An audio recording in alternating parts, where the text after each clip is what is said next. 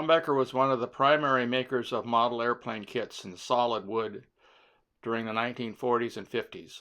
Their models differed from other models of this era in that they were more fully formed and made out of pine, not balsa wood. All kits of this era were made out of wood, and Strombecker had a fairly large catalog. This DC6 kit is one of the more elaborate and larger kits. Here is the starting point of the instructions. Let's get started. The plans here tell you that we have to reshape the nose and the tail of the fuselage. And here is the fuselage. You notice that the nose isn't pointed, and it has sharp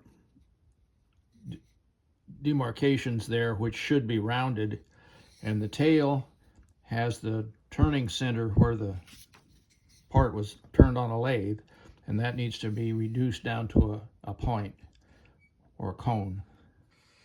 Strombecker gives you two tools for this: parts to make a sanding stick for the removal of considerable material, and then a fine sandpaper to smooth out the results. Well, I've sanded the fuselage to remove the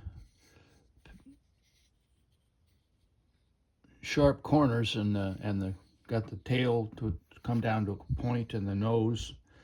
And the next step, according to the plans, is to work on the tail surfaces, which are cut to shape, but they're cut out of looks like about an 1/8 inch piece of wood, and we need to sand them into the airfoil shape and put them together and on is the next assembly step. We have the tail sanded and fitted on there. Fits on with like a dowel joint, I might say. And this one fits in a slot. This is a lot easier than a lot of models of this era where you just had to butt joint them as best you could to the right spot. Here's a Comet Models B25 kit of the same era.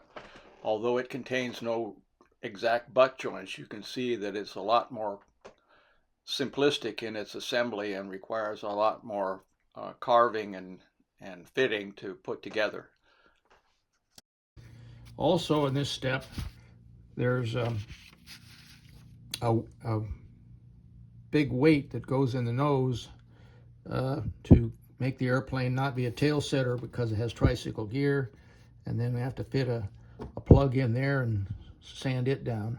So we'll get those things done now. Well, the tail installation is complete, and so is the weight and the cover for the weight. And the other instruction in this particular section of instructions is to install the nose strut, which it says drive into this hole right here. For other Strombecker models are a little more explicit. They tell you to pound it in with a hammer, so I'm going to give that a try. The next step, according to the plans, is to install the wings. You can see the wings fit into a slot that's been already cut, but the slot has rounded edges and the end of the wing is not quite so rounded, so you have to fit it. But it shouldn't be that difficult. It almost fits now. The landing gear struts are on, and the wings are installed. They seem to have dihedral.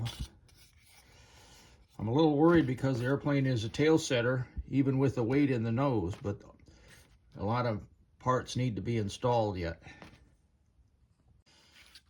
Next, we install the nacelles. If you look closely at this nacelle, I haven't trimmed that at all. It fits pretty closely just as it's given to you. So if I round the corners and so forth, I think it should fit in there very easily. So the next 4 of those go on. Here are the nacelles installed. Plans call for cardboard fillets to be installed at the back trailing edge of the wings next to the fuselage. I'm going to make them out of veneer because I'm going to leave the model wood colored, so I want it to be wood colored in the fillets too. Here I'll mix some fine wood filings and sawdust with the filler that's provided to try and provide a filler color the same as the wood aircraft, because I'm going to leave the aircraft wood colored when it's finished. We need props, wheels, and paint.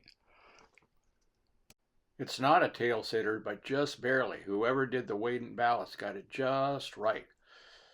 I have the decals, but I'm not going to install them because they're so old and dirty that they probably wouldn't work and they would look bad anyway. If I ever get access to a laser printer, I may print them on fresh decal paper and install them. If you like this video, please give me a thumbs up and also join my channel and subscribe. Thanks for watching.